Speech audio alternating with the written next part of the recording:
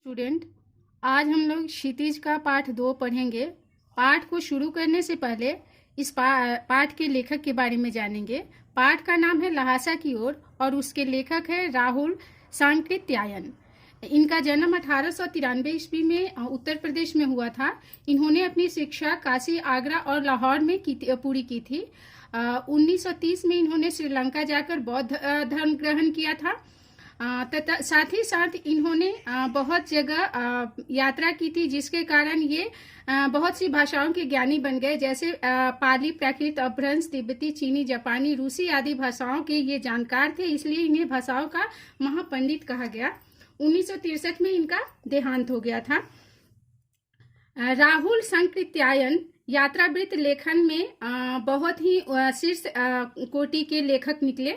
वो घुमक्कड़ी का शास्त्र रचा, यानी यात्रा वृत्तांत उन्होंने ज्यादा लिखा। वो इसके लिखने के पीछे उन्होंने फायदे बताए कि यात्रा वृत्तांत से घुमक्कड़ी से क्या लाभ होता है। तो मनोरंजन होता है, ज्ञानवर्धन होता है एवं अज्ञात स्थलों की जानकारी के साथ साथ भाषाओं एवं संस्कृति का आदान प्रदान होता है। तो इन्होंने उसके फायदे बतलाए और कहा कि ये यात्रा वृत्तांत से मनुष्य के जीवन में बहुत सी श्रेष्ठ कोटि के ज्ञान प्रदान होते हैं। लेखक जब ये यात्रा कर रहे थे तो उस समय का साल था 1929-30 में उन्होंने नेपाल की यात्रा की। नेपाल में ल्हासा एक स्थान है जिसकी यात्रा उन्होंने की थी।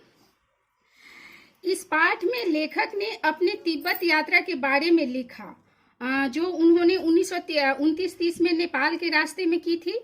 उस समय भारतीयों को तिब्बत जाने की अनुमति नहीं थी, इसलिए एक भिखमंगे के भेष में उन्होंने यात्रा आरंभ किया था।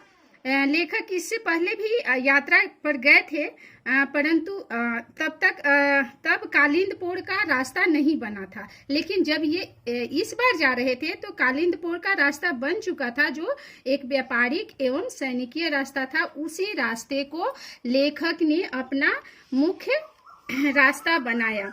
लेखक बताते हैं कि तिब्बत यात्रा में मैंने महसूस किया कि तिब्बत में जाति पाति, छुआछूत आदि परंपराएं नहीं थी। वहां महिलाएं पर्दा नहीं करती थी, चोरी की आशंका भी नहीं थी। लोग भिखमंगों को घर में नहीं घुसने देते थे, परंतु जो भी यात्री उस रास्ते से जाते थे उन्हें सभी सुविधाएं वो लोग प्रदान करते थे। अगर चाय वगैरह बनानी हो तो उनके घर के अंदर जाकर स्वयं बना सकते थे, पी सकते थे। लेखक इसमें यह भी बताते हैं कि पहली यात्रा में एक सभ्य व्यक्ति के रूप में उन्होंने यात्रा की थी, तो उन्हें उतनी सुविधाएं नहीं मिली थी, जबकि इस बार उन्होंने भिखारी के रूप में बहुत सुविधाएं मिली। और उसके लिए उन्होंने तिब्बत के लोगों के स्वभाव के बारे में बताया। लेखक ये भी कहते हैं कि तिब्बत में एक खतरनाक जगह है, डांडा थोडला।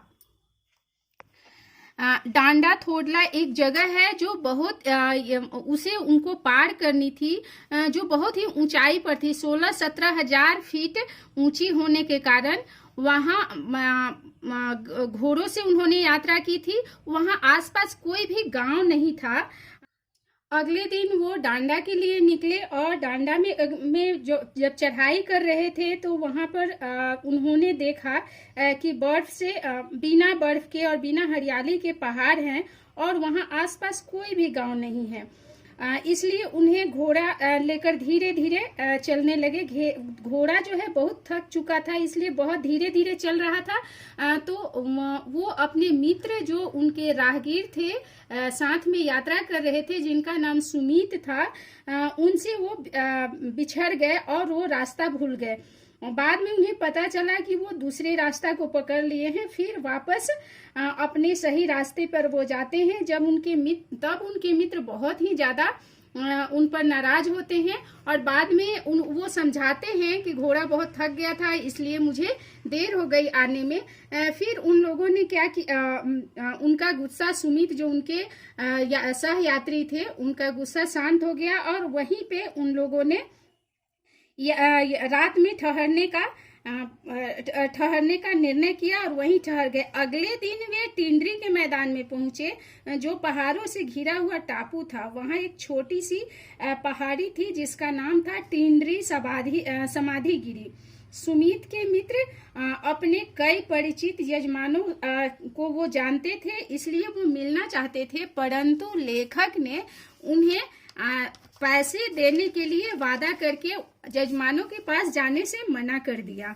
लेखक आगे कहते हैं कि तिब्बत के जमीन जो है वो छोटे बड़े जागीरदारों के हाथों में थी, और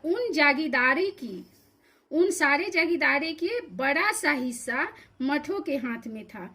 वहां के जागीरदार खुद खेती करते थे और जरूरत पड़ने पर बेगार भी रखते थे, यानी मजदूर भी रखते थे। लेखक कहते हैं कि वहां पर एक सेकर के खेती का मुखिया था, यानी सेकर एक फसल है, वहां के उस खेती के जो मुख्य व्यक्ति था उससे मिले, और उन्होंने वहां के बहुत सी बातों को बताई, और उन्होंने एक मंदिर के बारे में बताया जो कि बुद्ध मंदिर था। और वहां पर उस मंदिर में लेखक जाते हैं, और जाने के बाद उन्होंने मंदिर में देखा कि वहां पर बुद्ध वचन की हस्तलिखित यानी हाथों से लिखी हुई 103 पोथियां रखी हुई थी, जिसे लेखक गहराई से पढ़ने लगते हैं। तब तक उनके मित्र बिना बताए ये यजमानों से मिलने चले जाते हैं। जब वो लौट कर आते हैं तब लेखक फिर वो लोग वापस जाने के लिए निर्णय करते हैं, और वहां से तिंगरी गांव वहां से बहुत दूर नहीं था, इसलिए वो पीठ पर अपना अपना सामान उठाते हैं और भिक्षु से विदाई लेकर चल पड़ते हैं। कहानी ये लेखक समझाए हैं, कहानी यहाँ आपकी खत्म होती है। लेखक इस पाठ में यात्रा के बारे में बता रहे हैं कि किस प्रकार यात्रा करने से हम जगह जगह की संस्कृति, रीति रिवाज, धर्म आदि के बारे में जानते हैं, वहाँ के रहन सहन के बारे में जानते हैं, और जब भी हम यात्रा करते हैं तो किस तरह की कठिनाइयां होती है इसके बारे में भी लेखक ने बताया है। और लेखक ने यह भी बताने का प्रयास किया है कि यात्रा करने से हमारे मन के अंदर बहुत सी परिवर्तन होती है, बुद्धि बढ़ती है, ज्ञानवर्धक ज्ञान प्राप्त होता है इत्यादि उन्होंने बताने का प्रयास किया है। पाठ यही समाप्त होता है। आप लोग प्रश्नों को करने की कोशिश कीजिएगा। अगले वीडियो में मैं इस प्रश्नों का हल बताऊंगी, लेकिन तब तक आप लोग प्रयास कीजिए, अगर हो जाता है तो ठीक।